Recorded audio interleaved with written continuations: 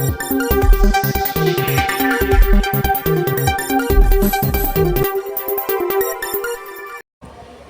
Friends, அஸ்ஸலாமு அலைக்கும். இன்றைக்கி குவைத் சம்மந்தமான பல முக்கியமான தகவல்லாம் இருக்குது. வீடியோ ஃபுல்லாக பார்த்து உங்கள் ஃப்ரெண்ட்ஸ் எல்லாருக்குமே ஷேர் பண்ணிவிடுங்க. குவைத்தில் 2025க்குள்ளே 4 எண்ணெய் நிறுவனங்களை ரெண்டாக ஒன்றிணைத்து உருவாக்க போகிறதா தகவலில் தெரிவிச்சிருக்காங்க. 2025க்குள்ளே இந்த இணைக்கும் திட்டம் நடந்து வரதாகவும் எண்ணெய் நிறுவனம் ஒருங்கிணைப்பு செயல்பாட்டில் 2ஆம் கட்டத்தை எட்டியிருக்கிறதாகவும் சொல்லியிருக்கிறாங்க. ஒருங்கிணைப்பில் ஈடுபட்டிருக்கிற எண்ணெய் நிறுவனங்களுடைய செயல்பாட்டுகளுக்குள் எந்த இடையூறும் ஏற்படாமல் இருக்கிறதுக்காக பல நடவடிக்கைகள் எடுக்கப்பட்டு ஆராய்ந்து வரதா தகவலில் வெளியாகிருக்கு.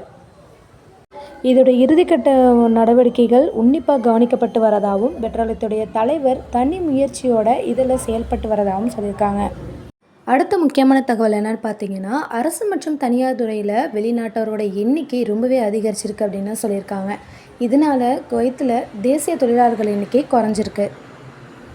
குவைத்துடைய தனியார் துறையில் 2024 ஜனவரிலேருந்து ஜூன் இறுதி வரைக்குள்ளேயே 6 மாதங்களில் தேசிய தொழிலாளர் எண்ணிக்கை ரொம்பவே கணிசமான சரிவை ஏற்படுத்தியிருக்கு அப்படின்னு சொல்லியிருக்காங்க.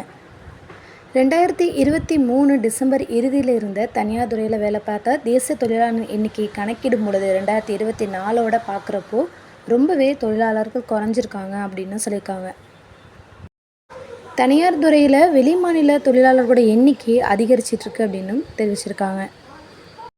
தனியார் துறையில் தேசிய தொழிலாளர் எண்ணிக்கை குறைந்து வர்றது ரொம்பவே கவலை அளிக்கிற விதமாக இருக்குது அப்படின்னும் தேசிய வேலைவாய்ப்பை ஊக்குவிக்கிறது நோக்கமாக கொண்ட கொள்கையின் செயல்திறனை ரொம்பவே விமர்சிச்சிட்ருக்கிறதா தகவலில் வெளியாகிருக்கு.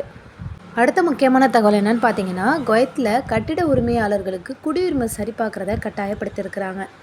குடியுரிமை தகவலுக்கான பொது ஆணையம் சொத்து உரிமையாளர்கள் மற்றும் வீட்டு உரிமையாளர்கள் தங்கள் குடியிருப்பு முகவரிகளில் வேறு யாரும் கற்பனையான சில நபர்கள் பதிவு செய்யப்படலை, அவங்க தான் உறுதியாக வந்து அவங்களோட இடங்களை பதிவு செஞ்சுருக்காங்க அப்படிங்கிறத கட்டாயமாக சரிபார்க்கணும் அப்படின்னு தெரிவிச்சிருக்காங்க.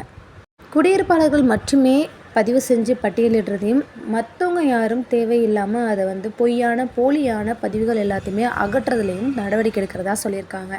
பேசியுடைய பதிவு விவகாரங்களுக்கான துணை இயக்குனர் என்ன சொல்லியிருக்காங்கன்னா, சொத்து உரிமையாளர்கள் தங்களுடைய முகவரி பதிவுகளில் வசிக்காத சில நபர்களை அகற்ற கோர்றாங்க அப்படின்னா அவங்களுடைய கைரேகையை வழங்கணும் அப்படின்னு தெரிவிச்சிருக்காரு.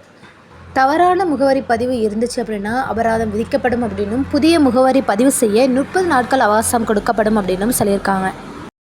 ஓகே ஃப்ரெண்ட்ஸ், இது போல் பல முக்கியமான தகவல் தெரிஞ்சுக்கணும் அப்படின்னா நம்ம சேனலை பார்த்து மறக்காமல் ஷேர் பண்ணி சப்ஸ்கிரைப் பண்ணி விடுங்க. தேங்க்ஸ் ஃபார் வாட்சிங். பை.